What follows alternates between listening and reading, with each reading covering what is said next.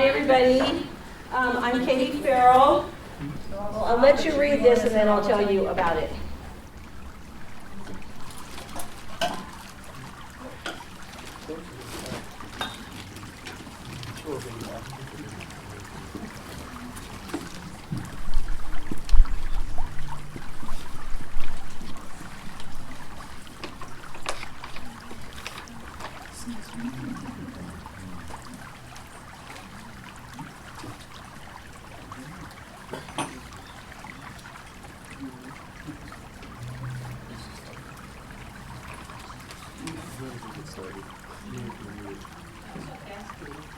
It's too fast. All right, we can return to this another day.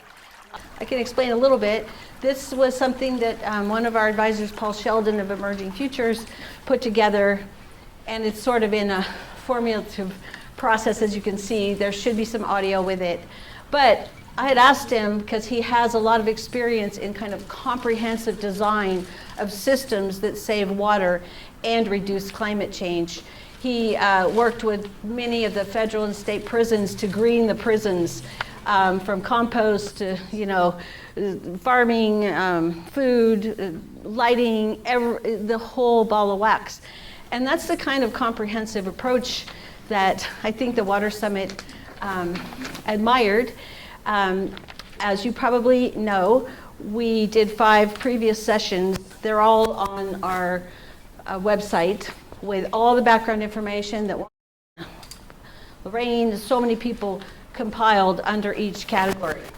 And our idea was to not really get people more informed about climate, because everybody already knows. We've taught drawdown, we've been with SOCAN, most people know, but the real question is, what are we going to do about it? And because water is the universal solvent and is the key to addressing all our relationships with everything, we decided to go ahead and do a water summit.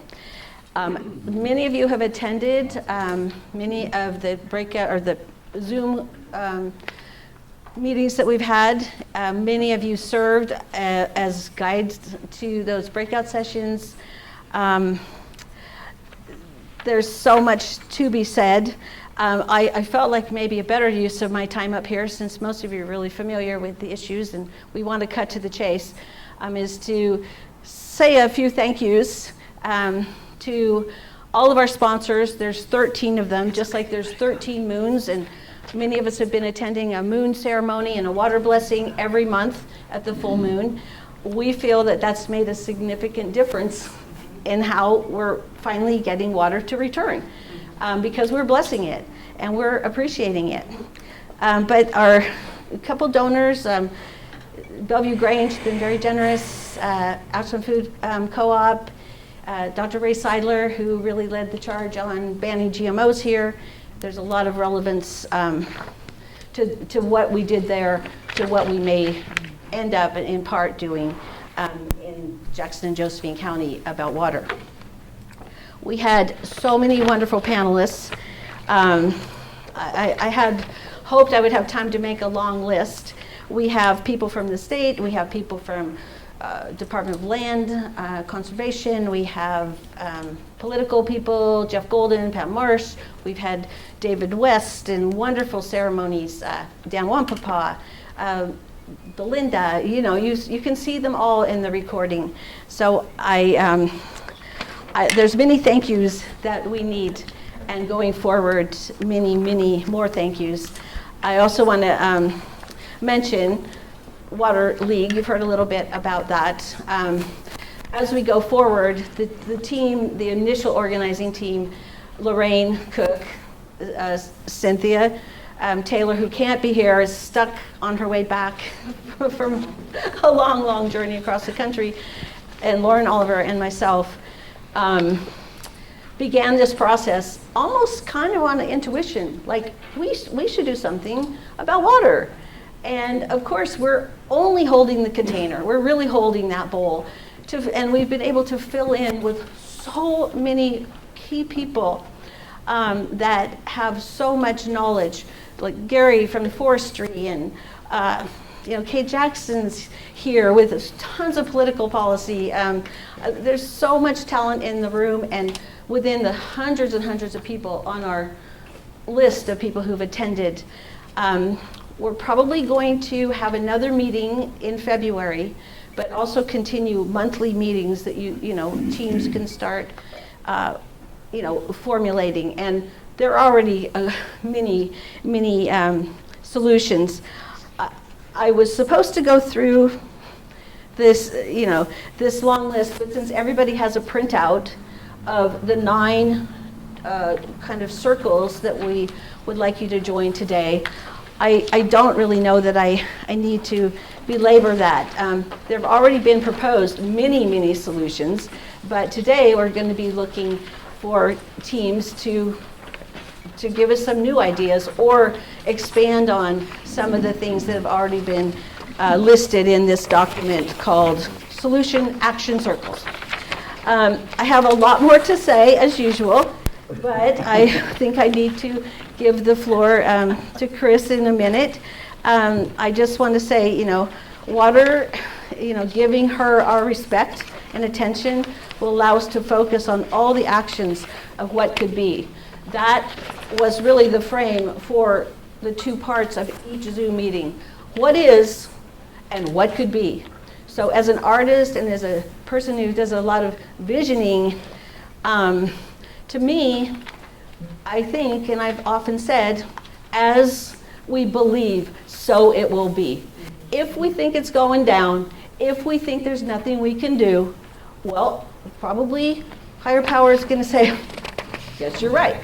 But if we say, what next? How can we work together in the nature, with nature?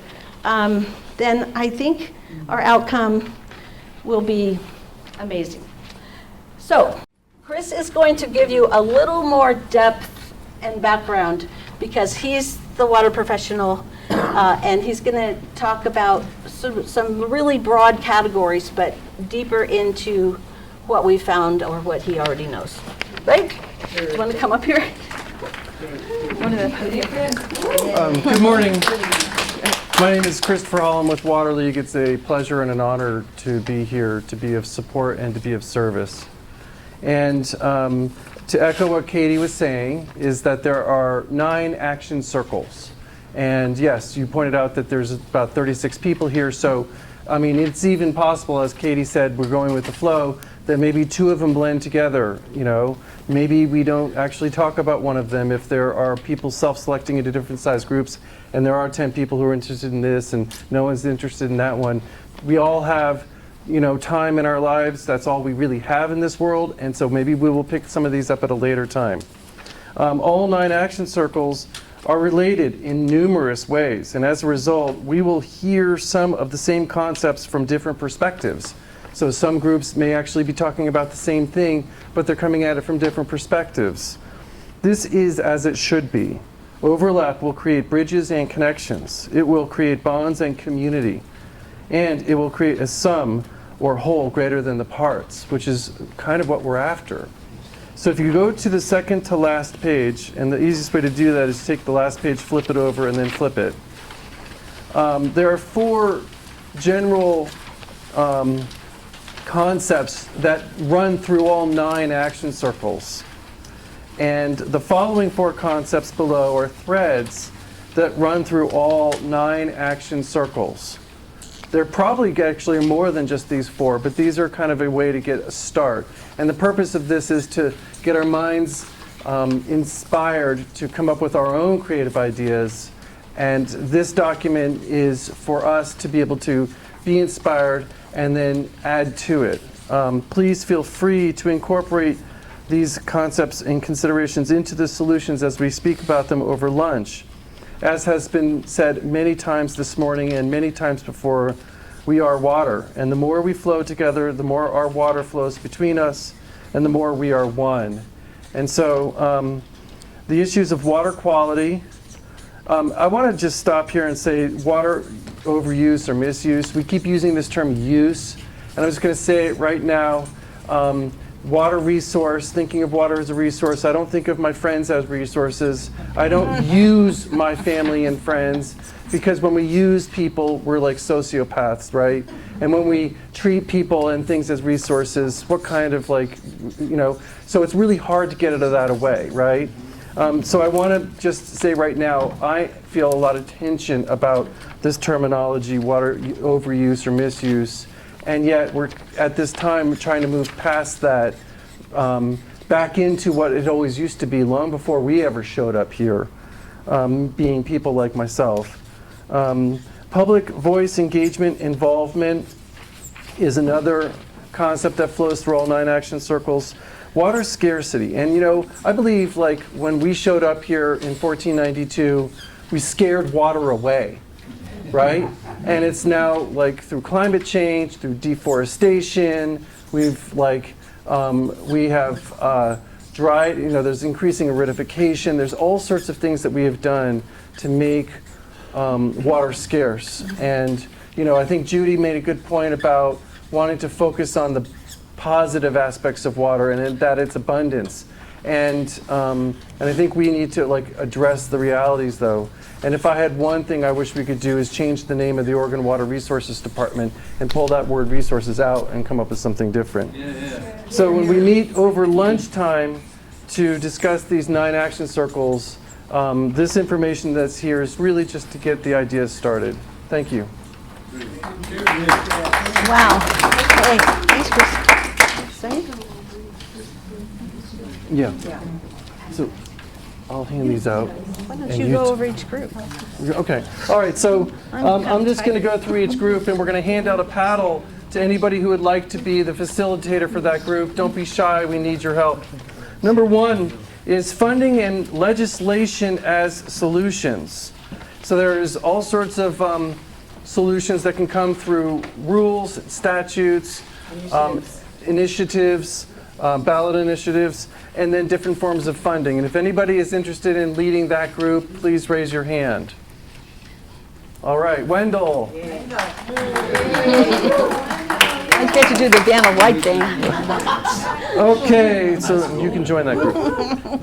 Okay, number 2, business and community organizations. How to incentivize water health, which is quality, and efficiency use. There's that word again. How do we inspire businesses and organizations to advocate and practice conservation practices? How can we get businesses involved in using their customers and their other constituents to get behind the ideas that we're talking about today? Is anybody interested in that? Okay, moving on. We do not have to have somebody lead that one. Number 3, domestic and industrial water efficiency and quality team. Examine how all cities can establish conservation programs, guidelines, services, and rebates. Also address how to preserve and increase water quality. So dealing with domestic and water efficiency and quality within the cities. Domestic is suburban, that sort of thing. Can I say something about this? Please. One of our advisors, Larry Cooper, couldn't be here today, but he's sort of taken on the leadership. He's part of the Ashland Climate Collaborative, but also very well versed in the domestic and industrial water rates. And one of the things that we're looking at is helping every city get the kind of conservation tools and information that they have in Ashland and in Medford, but all the small towns actually have a water rate that the more you use, the less you pay. So they have to conform those rates and those services. So Larry Cooper's your guy if you want to help on that team. So Chris, I would take on leadership of that if it involved also the video that we saw of Tucson, turning around and really taking all this rainfall and doing something other than washing it down the sewer, and getting it out into no-man's land. Would that be? Yes, so Belle will take number 3. Wonderful. And this, thinking about if you want to join, and if you have, we have a clipboard for each group. to take notes. And a special form, we'd like you to take the notes in so that we can kind of capture what goes on in these groups. So if somebody wants to join Wendell's group, Wendell, what's the name of your group again? Funding and legislation. Okay, who would be a scribe for that? Who's willing to Yeah. take notes? And they can decide that when they get together. Yeah. I hope Kate Jackson goes to your group. Okay. Water policy, hello. An addendum to Wendell's, I was just having a quick conversation with Dan. Initiatives, this whole idea of really, we have many things that are archaic in Oregon, Southern Oregon particularly, about things like water and swale and gray water and this and that, and the idea of initiatives, so that's a hot one. In that, some of the guard has changed and some haven't, but this is the perfect time to strike. Okay, so number 4 is water efficiency, quality, and equity for agriculture. So if we just talked about the urban and suburban environment with domestic and industrial water efficiency, well, now it's agriculture. And I just want to remind us all, when we think of all the water that is used by humans, 80% is for agriculture and 20% is for everything else. So when we think about like industrial, domestic, anything suburban, urban, you name it, that's only 20% of the water that's used. 80% is for agriculture. And so when we talk about number 4 here, we're talking about 4 out of 5 gallons that's taken from the ground or from our streams. How do we want to have that discussion? Is anybody interested in leading that? I want to add something that you taught me about that there's been a big misunderstanding. The vast majority of that ag water is used by corporate chemical ag, farms over 250 acres. And it just really shocked me because I've worked on food and agriculture and soil and regenerative ag and all that for years, and I never understood that when the wetlands people tell me, oh, ag doesn't need more water, they're using it all. What they're not talking about are small family farms who are going under and losing their businesses. They're talking about the big exporters of wheat that's going to Saudi Arabia for their racehorses and the cannabis. Chris also did the cannabis study, so if you want to know about what's happening with that water theft, he's your guy. But that's a really important piece, and I'm hoping that Rihanna Sims, I should mention, Cultivate Oregon, was our key tech person with Steve Williams. They did a great job for us, but Rihanna and I and Ray Seidler did the Regenerative Ag. Also, I was hoping Allison from Rogue Valley Food Systems was coming to chair that thing. But whoever can fill in today, Danny's a permaculturist, so hi, Danny. Dorian. I just have, it's just kind of an observation that agriculture is one of the biggest employers in the county, so that if agriculture goes under, the county's gonna look really different, so. And as both Katie and Chris made me aware, it's those large corporate farms are about 5% of the farms, as opposed to the small family farms. And they are using 65% of the water that goes to agriculture. So, you know, we need to understand what these large corporate farms are doing and how they're wasting water, etc. And we need to change our view of agriculture, including making sure agriculture is here in the Rogue Valley and can actually grow the food that we need to eat. Yeah, so using water wisely. Okay. Using water wisely doesn't mean that we need to lose. Thank you so much. Using water wisely within the agriculture sector does not mean that we need to lose jobs. It means to ask the questions about what are we choosing to irrigate, what are the crops we're choosing to irrigate, and how are we doing that with equity, for sure. Is it in the public interest? Is it in the public interest? Yes. Okay, thank you, Dan. Number 5, restoring healthy waterways and wetlands. How can we restore optimal watershed? Right over here. Okay. Right over here. I just wanted to say, also, Francis O. Young from Riverkeepers, Eugene Ware from Freshwater Trust, and Sarah Moser from the Rogue Basin Partnership. They are fabulous, and they will be joining your group at some point. Francis is supposed to be here, so we'll see. So that's restoring healthy waterways and wetlands. How can we restore optimal watershed and ecological health? Okay, number 6 is water rights and water law. This is another one where we get into some of this terminology and historical language usage that is sometimes very problematic for some of us, including me. By law, all water in Oregon belongs to the public, and therefore all water use must be in the public interest and not impair or be detrimental to the public welfare and health. I wish there was a better way to say that, and maybe that's what we can come up with today. Who would like? You. Hmm? You. Me? Yeah, you know more about it than almost. Does anybody here know? Okay. Alan, do you know I what think this? Tracy actually gestured. Are you saying? Oh, I was thinking it seems kind of similar to the group number 1. It does. Combine the same. Yeah. Put them together. Do you want to Okay, go there, 1 or and have 6 Tracy go can there? go together. And we can, and I'll join you. We'll keep them together. Great. Okay. Excellent. Thank you. Okay, number 7, rights of nature and indigenous perspectives. How we must stop othering water as a resource to be used and move towards a living being. We are water. How we treat water is how we treat ourselves and how we treat each other. Water is an entity. As such, water is a proper noun. Who would like to take on number 7?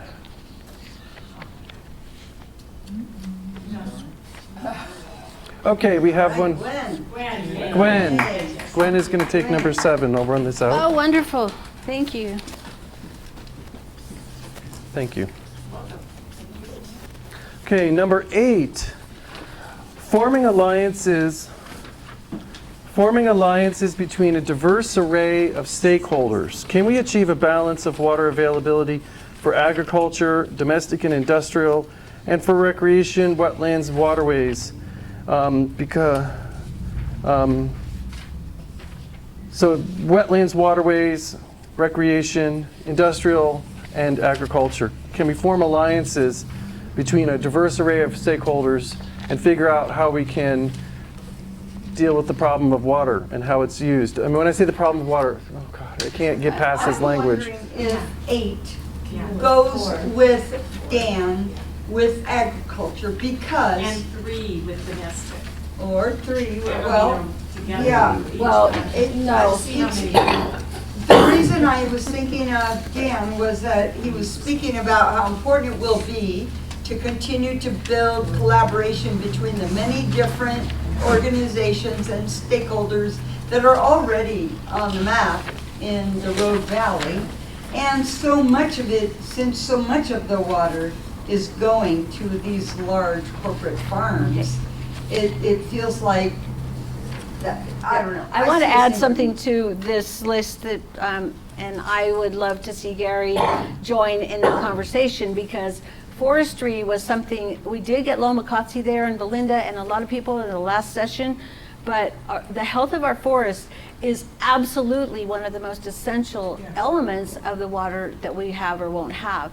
So we really need to add forestry to that, but that particular alliance actually came out of that, what we said before, wetlands people and their perception that ag, not, they need to make the distinction. Small family farms need to stay because we need to increase our food supply here. But the forestry is huge. So Gary, I know you would be fantastic to bring that into this conversation. We didn't have much time today to do it, but here you are. All right. Can I throw something in there? Just that I think of number 8 as being more of its own thing. I had checked it as kind of the first one I wanted to join. Right. Because to me, it's talking to my neighbors across differences. It's more Ranger Angels kinds of. But wait. Let's go back to community organizing, because if you could take number 2 and they could deal with this internal. No, let's let her have I said 8. what I wanted to do. Okay. No. So Okay, moving on. Number 9, reclaiming and treating sewer water for outdoor use. Would it be possible to consider a 2-county system across the Rogue Basin? Could Josephine and Jackson counties create a system where treated water could be used for parks, roadway, landscaping, golf courses, and other outdoor uses. Cut the golf course. Of the water we extract from rivers in the ground, can we reuse it for locations that don't need brand new extracted water? Yes. And so is anybody interested in discussing that topic? I think it goes with 3. Okay. Can we pair 9 and 3 together? Yes. Good pairing. 9 and 3? Yep. Yeah, so domestic and industrial water, sewer water for outdoor use. Okay. Kind of the same. So Actually, that's okay. It's okay, all right. We don't have enough. They're not, but that's okay. So You go around and tell us how they're not. Yeah. okay. So how can number 2 fit into one of the ones we already have? When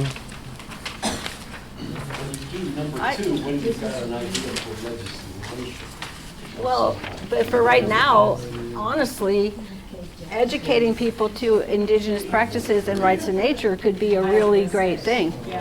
You know, so I say, you know, maybe that conversation could happen in there with Gwen. Polarity and the concept of being one with everything and talking to your community and emphasizing where this is coming from is apt to be combining two and rights of nature and indigenous perspectives. Who has the rights of nature? Can I share this with you? Great. And so I think we have our marching orders. Okay. So There's a question? How do we clone ourselves so that we can be in multiple groups? okay. So this is a great. So one of the things I think is great is that we're being flexible so that these groups can actually flow and they can combine. And you know, one of the things I thought about is I wanted to be in 3 or 4 of them, and so I'm likely to want to hop around into different groups. And I think as long as there's like somebody who can anchor each group, others of us can flow between them. We're going to do this as a working lunch, and so we'll have lunch, and we can kind of hop around and we can pollinate between groups. And as long as there's some consistency with a scribe and a facilitator for each general area, I think that we'll be able to keep our information together, and we should, you know, get to know each other and get to share food. And I brought more food than I could possibly ever eat, and so yeah. I think it'll be a quite lovely opportunity to move about the room. Wendell, and then I have a remark. I just want to, Oh, the clipboard. I'm doing it. Oh, thank you, Katie. So we should be aware that after lunch, then we're going to have a report out from each group, just as we always do on the Zoom. We want to hear about how your conversations have been going. And as part of that, you know, we're really hoping that each of us will walk out of the room this afternoon with a commitment to a solution. So that's a tall order. It doesn't mean you have to stick with it forever, but hopefully today you will find a group and a solution that you are excited about and that you can put your energy into, and that we can move forward. And you'll find collaborators here that you want to work with. So that's our wish. Perfect. Also, there's a lovely lobby, and there's nooks and crannies and tables, and I think it would be great that folks who have the paddles can figure out where they're most comfortable. However you want to do it is great.